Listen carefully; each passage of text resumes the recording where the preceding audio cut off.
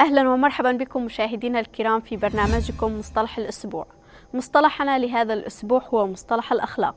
كلمة الأخلاق مشتقة من كلمة خلق، يتم استخدامها بمعنى المظهر والطبيعة والشخصية والخصال، وفي اللاتينية تدعى موراس. وبناء على ذلك عندما تذكر كلمة الأخلاق فإن أول ما يجب فهمه هي القواعد الطبيعية التي تنشأ نتيجة الاتفاقات الاجتماعية التي تتشكل.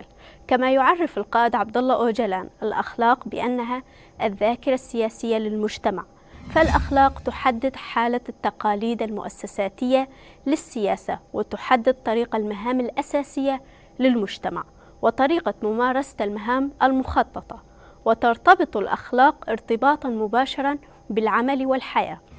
ويعرف القائد عبد الله أوجلان مصطلح الأخلاق في مرافعته القضية الكردية وحل الأمة الديمقراطية ضمن قسم الإطار النظري والاصطلاحي كالتالي: يمكن تعريف الأخلاق على أنها شكل من أشكال السياسة التي تتخذ حالة التقاليد المؤسساتية التاريخية، فبينما تؤدي السياسة بالأغلب دور المبدع والحامي والمقذي في المخطط اليومي، فإن الأخلاق تقوم بالخدمة عينها من أجل المجتمع القائم عن طريق القوى المؤسساتية والقواعدية للتقاليد.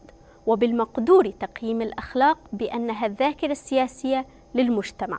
لذا فالمجتمعات المنحطة خلقيا أو التي تفتقر إلى الأخلاق تدل على ضعف ذاكرتها السياسية، وتشير بالتالي إلى مدى فقدانها لقوتها المؤسساتية والقواعدية التقليدية، وهذا ما مفاده بالنسبة لمجتمع ما افتقاره للدفاع الذاتي وإسقاطه في حالة ينفتح فيها على شتى أشكال الممارسات التحكمية والاستعمارية الصاهرة داخليا وخارجيا.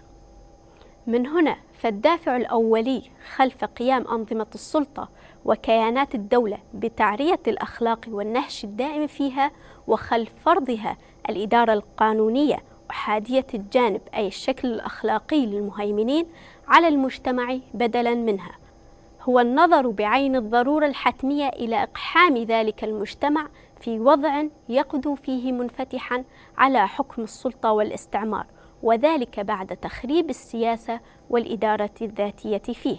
وفي المقابل لا يمكن لمجتمع يحيا أخلاقه بقوة أن يخضع بسهولة للسلطة والاستعمار.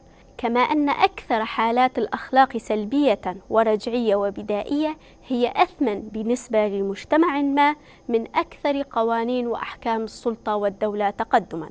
والمكان الذي يسود فيه المجتمع الأخلاقي والسياسي لا حاجة لوجود السلطة والقانون فيه، بل يقدو عبئا يصعب عليه تحمله. وبقدر تصير مجتمعا ما أخلاقيا وسياسيا فإنه يقدو بالمثل ديمقراطيا وحرا ومفعما بالمساواة، وبالتالي يصبح مقاوما لكافة أشكال السلطة واحتكارات رأس المال. من هنا نستخلص أن الدولة والسلطة تفعل كل شيء في سبيل الحفاظ على وجودها ونظامها، لذلك تعمل على تجريد المجتمعات من أخلاقها التي تعد بمثابة الدرع الحامي لها.